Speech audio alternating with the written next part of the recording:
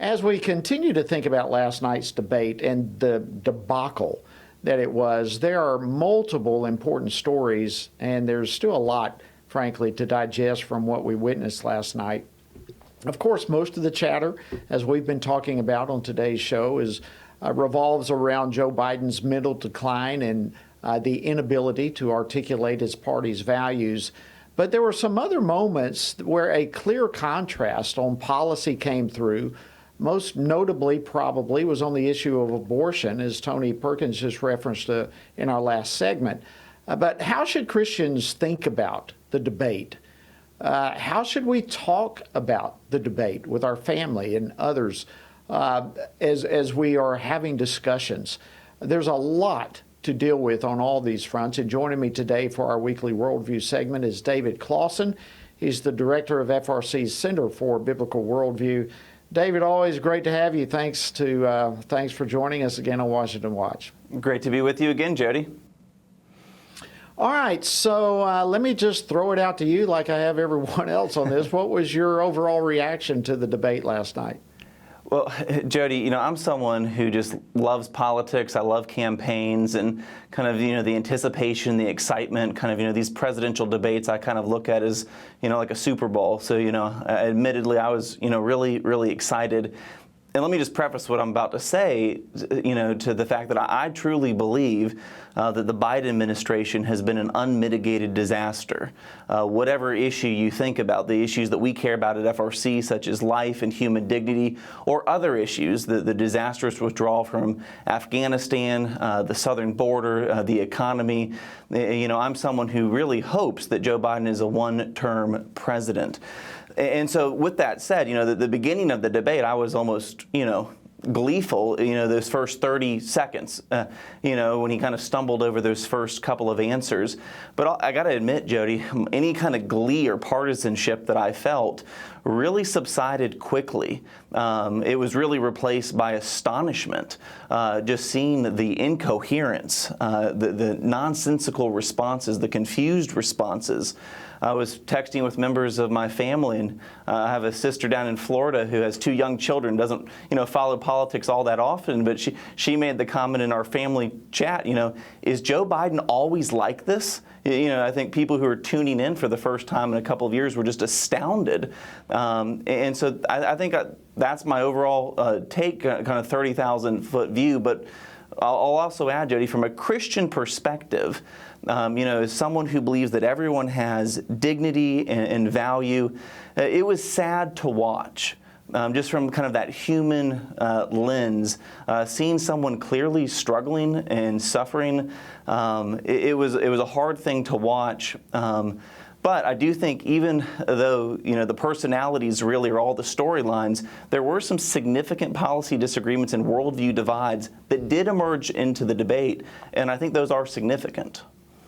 Well, I want to get to some of those here in just a few moments, but you mentioned the biggest takeaway for you. I think that's probably the biggest takeaway for me and probably the vast majority of Americans is the obvious mental decline of President Biden. And there were some other things. I want to get into this, but you mentioned that there was a part of you that had compassion for him, and I want to hit on this before we get into some of the other bigger policy matters, because I think this is an important issue. There are discussions all across the country today. Obviously, it's covering up the news, but there are going to be conversations around the dinner table happening right now in many homes and going on all across our country for hours to come. There are conversations with family, with neighbors, with workers, with church members, where people are wondering, what do we do with this? And there, to me, and I want to throw this out to get your reaction, there are 2 basic important issues here. And one you just mentioned, where here is a man who needs help. He is in obvious mental decline, health decline, and he needs help just personally. And I think we need to be aware of that and talk about that. But the other side of the coin is, because of his condition, we are a country that needs help. And at times like this, there needs to be a change in leadership. The country is too important. There's too many things at stake, and I'm sure we'll get into some of those issues. But those two factors to me, as it relates to conversation with our children, with family, those two conversations somehow merge together, don't they? Would you agree that these conversations are important for us as a country to have, and those conversations begin with our own family? Well, they do, Jody, and I think right before I came on this set, I saw that last night's debate was the highest viewed event in CNN history. Tens of millions Wow. of people tuned in to what took place last night. And again, the partisan in me, like I said, I was almost gleeful for the first 30 seconds. And then I do think probably most Americans and even most, Republicans watching that, I do think kind of any kind of excitement was really replaced by just a profound shock. And then I think for those of us who are Christians, I do think the compassion, the empathy, and I think as Christians we need to lead in those conversations. We shouldn't be celebrating the clear cognitive decline of any single human person. Everyone, including Joe Biden, is someone who's made in God's image. The other part of that, though, is this is the leader of the free world, and it begs the question. A lot of us, I think, Jody, feel vindicated today because we've been kind of sounding the alarm, and the mainstream media and people on cable news have said, oh, well, Joe Biden behind the scenes is someone who has vigor and is mentally aware. Well, they were clearly lying. And so I think this is a really important moment for this country. And people of faith, Christians, we need to be in prayer for our country because this is a real precarious moment, I think. Regardless of what happens on the campaign trail, we need to be praying for all of our leaders, including President Biden. Absolutely. And I think that part of the discussion that we just had is not being had anywhere. And so I appreciate you going down that path with me. All right, let's get to some of the other big issues that came up. There were times that the worldview divide, if you will, was quite discernible. I think particularly on the abortion issue. But what stood out to you as it relates to a biblical worldview versus a secular worldview between President Biden and President Trump last night? Yeah, on a couple of issues, when I'm thinking about foreign policy, thinking about immigration, I think President Trump kind of did articulate kind of an American first policy. He was unapologetic in the need to stand up for American values, for the American people, for the middle class. The worldview I think that we saw often from Joe Biden was kind of more of a globalist worldview, kind of more of an apologetic worldview. I think that was seen clearly in even just discussions about Russia and Ukraine that came up, the discussion about Afghanistan, issues of crime and immigration. I do think those issues did highlight the kind of the worldview divide. Most prominently, Jody, when abortion came up, I believe it was the second issue. I believe it was the moderator Dana Bash who brought it up. You really, at that point, saw it just diametrically opposed worldviews when Roe v. Wade came up.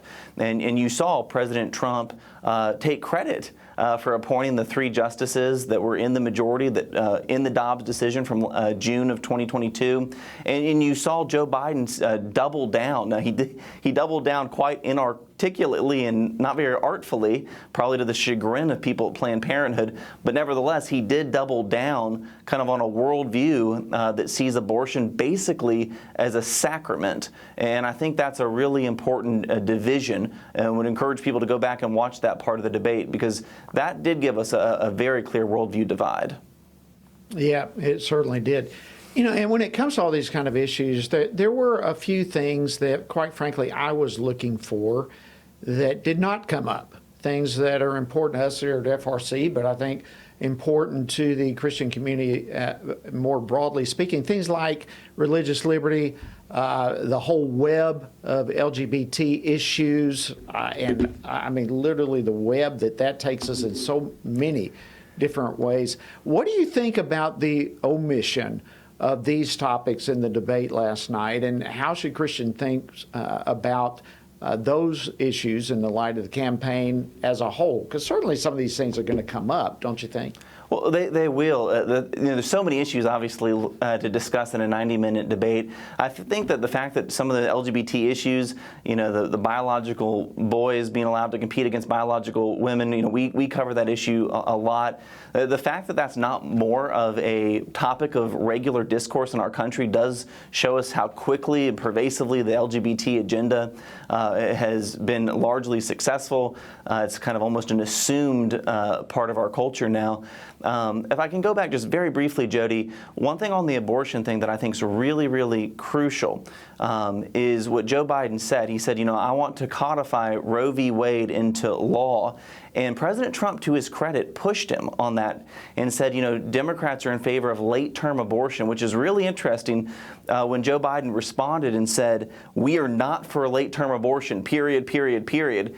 We have to just be honest, Jody, that's fundamentally dishonest for the president to say that when he has encouraged his party to pass the Women's Health Protection Act, legislation that if it ever became law would force abortion on all 50 states and undo almost every state-level pro-life law. That's a law I know you voted against, Jody.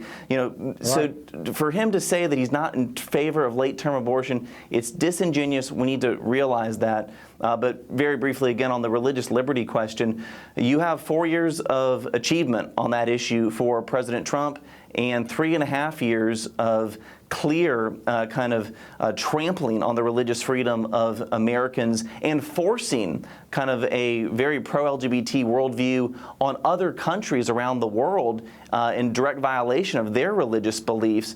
And so this is an issue, even though it didn't get a lot of play last night, but our viewers need to be aware that this is another issue that divides these candidates in profound ways. Absolutely. And I think it's important for pastors and even parents, like we were talking a little while ago, who watch the debate, to bring these issues up as well. These need to be brought into the entire debate, into the question. So what advice would you have for pastors? What advice would you have for parents as they talk about the debate last night, both the issues that were brought up and the issues that were not? Yeah, first of all, don't become cynical. I've seen some, Christians who were tuning into the debate last night and kind of just saying cynical things about it and being discouraged and disheartened. Let me give you 2 theological principles that I think should guide every pastor, every parent, every Christian. Number 1, we care about politics, Jody, because we care about people. I view politics in a constitutional republic as a stewardship. We're accustomed to hearing sermons about needing to be stewards of our time and resources. We need to be stewards with our votes. We're called to be stewards of everything God entrusts us to, but that includes, in a constitutional republic, our vote. And the other principle is love of neighbor. One of the reasons I love politics and I love the public square, Jody, is it's one way that we can have significant impact on our neighbor. Whether we like it or not, government has its tentacles on so many issues. And can I truly say I love my neighbor in a comprehensive way if I'm not engaging in this battle of ideas that takes place in the realm of politics?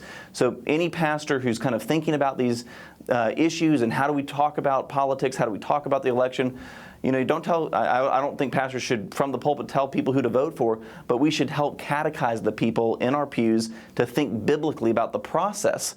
Love of neighbor and stewardship. I think that's a great place to begin those conversations. Great place indeed. All right, we've just got less than 2 minutes. Let me just hit this here. As this campaign goes on, we've got, of course, the Republican National Conventions right around the corner. And, of course, FRC is involved in the platform discussion of the Republican Party. In today's politics, everyone talks about the candidates, the personalities, but platforms matter. Why should Christians be paying attention to platforms? Yeah, I'll give you one basic stat, Jody. 80% of the time, a politician votes in line with their party platform, whether that's Republican or Democrat. And so what's put into this platform, every political party, Republicans and Democrats, every 4 years, they put out basically this is basically here are the principles that if you elect us, we will govern according to this document. And so for Christians, we need to be praying that the Republican Party, which meets in just a couple of weeks, the life issue, religious liberty, that those things are affirmed in the platform, because that will help point the politicians to vote in line with those values.